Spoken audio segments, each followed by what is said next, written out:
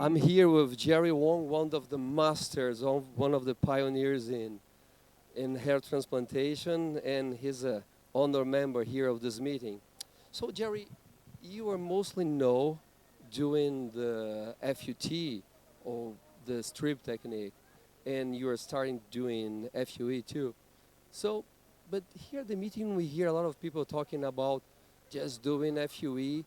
Do you think it's a place for just FUE, or we have to combine both techniques? Well, I think, the most important thing to me is to be the follicle's friend. I want to be as efficient as possible when I move the follicles. It hurts me when a follicle gets injured. So, like anything else, you could do strictly one technique or the other, but I think a combination technique is the way to go, especially when need we need a massive amount of hair, like 5,000, 6,000, 7,000 graft. And, and the closer I look at it, if it's done properly, you get minimal scarring, but you still get scarring. I think the only way to get the least amount of scarring is if you need, say, 7,000 graft altogether, two surgeries, um, get up there with strip, and the hair that's below the strip scar, which is not accessible, and these hairs are usually very permanent. I will use that to finish up any little areas that may be untouched, and if the patient seriously do not want any scar, you can FV into the scar, two, 300 graft, finish. Okay.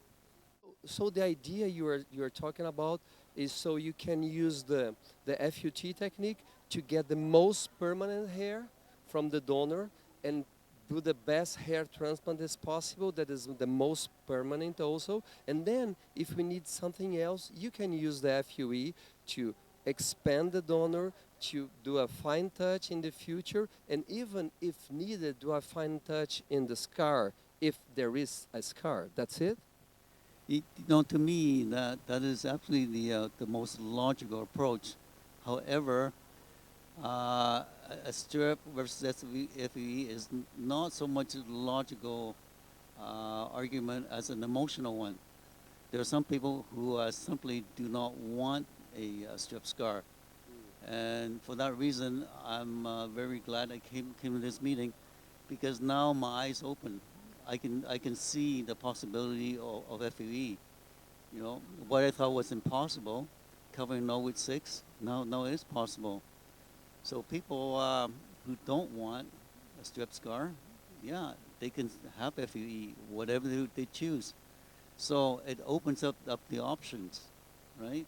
People don't have to anguish over what's going to happen, I'm going to get cut, etc., etc. So it's a very valuable technique, and it's over the last 10 years, it has really advanced, surprisingly. And the leaders in this field, that the work is very, very fine. Yeah.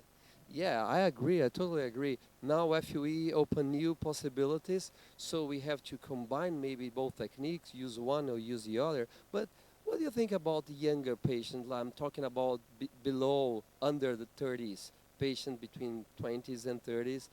Would you start doing FUE? Because this is a little controversial. I still don't have yet my idea, because we know that younger patients don't have the best scarring, the best healing, because they produce more collagen. So if we have a little bit more a thick scar during the strip, will be younger patient, probably patients over the 40 was less prone to have that situation. On the other hand, so that will be a perfect case for a FUE. On the other hand, doing FUE is much more unpredictable, because we have to go all over the donor, and we don't know what's the hair that will last longer. So that's a difficult situation. So what will be your approach on this kind of patients? Uh, I guess everybody's greatest fear is when a person loses down to 0.7.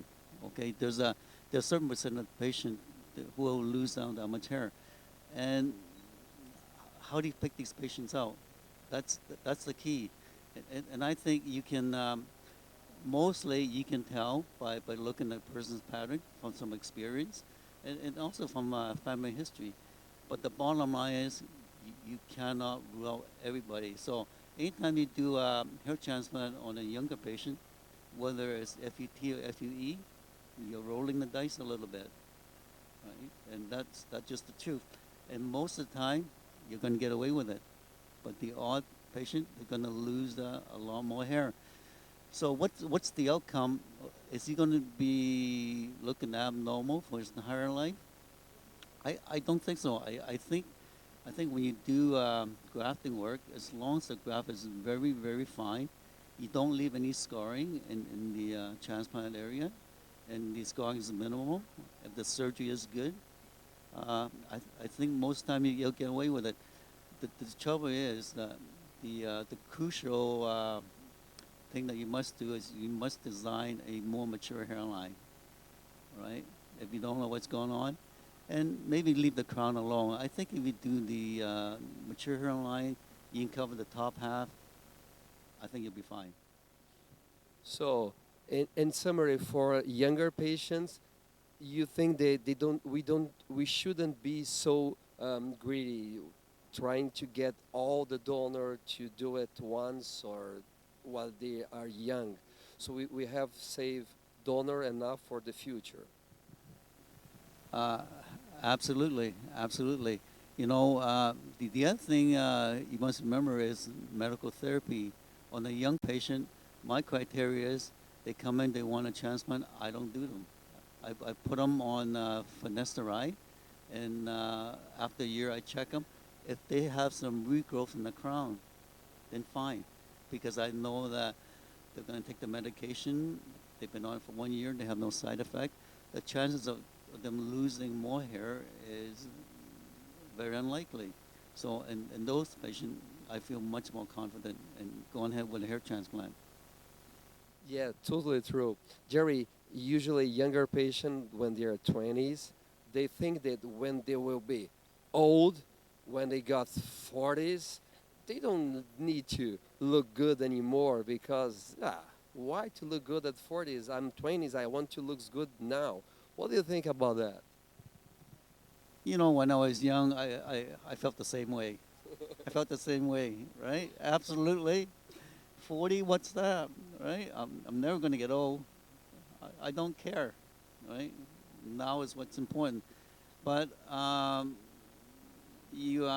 think it's our job to protect the patient from themselves, right? Totally agree.